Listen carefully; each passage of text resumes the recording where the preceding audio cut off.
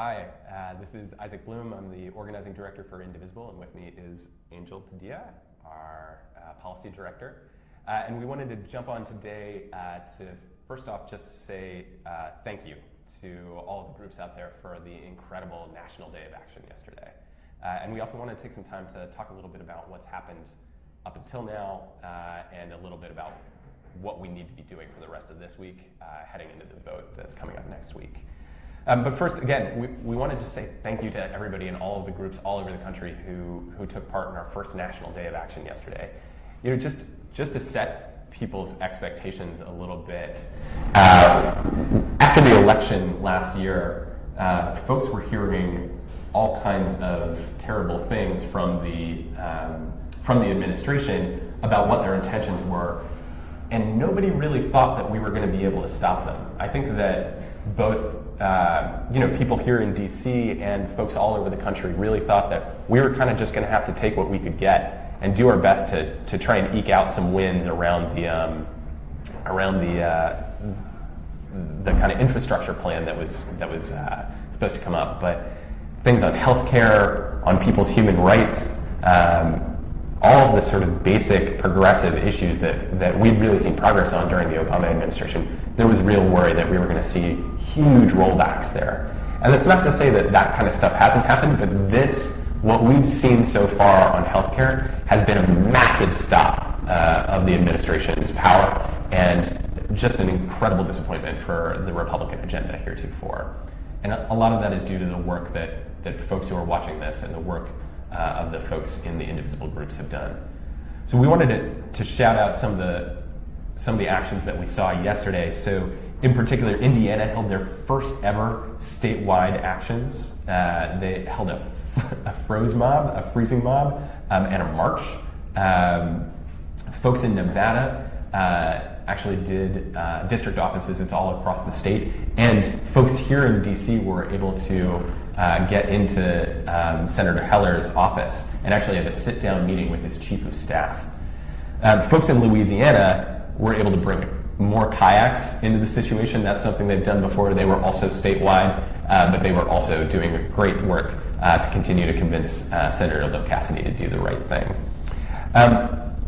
All of these events put together, we did 160 plus events all over the country in 40 different states. That's national pressure and real actual proof of a national movement. It's blue states pushing for all of the Dems to withhold consent, and it's the folks in the red states pushing those Republicans to be no votes. And that's what managed to actually push this bill over the line.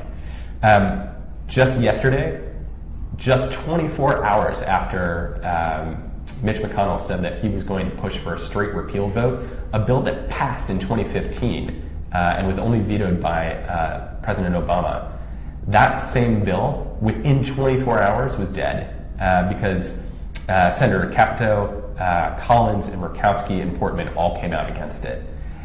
That's because in Morgantown and Huntington in West Virginia, they were running thank you notes to Capito for her no vote on the last iteration of this bill, and they were there putting pressure on her here in DC, and she came out against the bill. That's because in Alaska, there were events throughout Alaska, believe it or not, as well. And here in DC, the folks who were visiting her DC office to share the stories from back home in Alaska were in her office sharing those stories when she came out against the bill. All of that is incredibly powerful, but win or lose, it's proof that we are building momentum and that the resistance to the Trump agenda is only gaining power.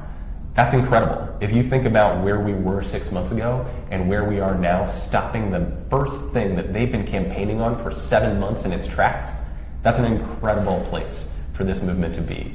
Win or lose, versus our initial expectations, we are in an incredible place, and I hope that folks who ran these events all over the country are feeling a little bit of ownership about their place in this movement and about the work that they've done to bring us here.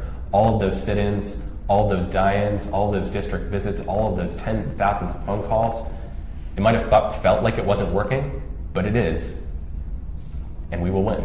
So I'm going to pass it over to Angel to talk a little bit about what has been going on and what we should expect for the rest of this week. But again, thank you so much. Yeah, thank you, Isaac. So I'm going to just, again, thank you to all the groups, everyone out there who's been, the people who have been out there making sure that their representatives know how much they don't want this bill. I just want to quickly offer a little bit of perspective about where we are and where we're going. First thing I think I want to make sure that everyone understands is, yes, we're in a good place here, but this bill is not technically dead until next week. We still need to make sure that this bill does not get through the Senate. Mitch McConnell is he's good at his job. He's the master of the Senate right now, and so he is going to try whatever he can to get this bill through. So we can't let up. We can't let up on the pressure. We have to make sure that we kill this bill next week. And you may have heard, but Ted Cruz, he offered an amendment to the latest iteration of TrumpCare. Just today, there were reports that the Department of Health and Human Services has issued its analysis of his amendment, and surprise, surprise, they came up with something that was very positive to the Ted Cruz amendment. They said that according to the HHS analysis, it would increase enrollment and it would reduce premiums. That is completely false. It is a gigantic lie. There is a reason why CBO is charged with doing this kind of analysis. It's because it needs to be impartial. And what we've seen from HHS and from Tom Price specifically is that he lies when it comes to access to healthcare. He lied about how those Medicaid cuts would affect Americans. He lied about what kind of job he was going to do at HHS. He said he would not sabotage the ACA, and that's exactly what he's been doing. So this report, the HHS report on the Ted Cruz amendment, is false. It is fake. It is a fake report. It is a fake CBO score. So just want to make sure that people understand that. But what I do want to talk about is what we should expect for next week. Again, this is a bill, as Isaac was saying, this is a day one priority for Republicans, and they couldn't get it done on day one, and that's because of all of you. This was also a bill that was never, that we almost killed in the House because of all of your pressure.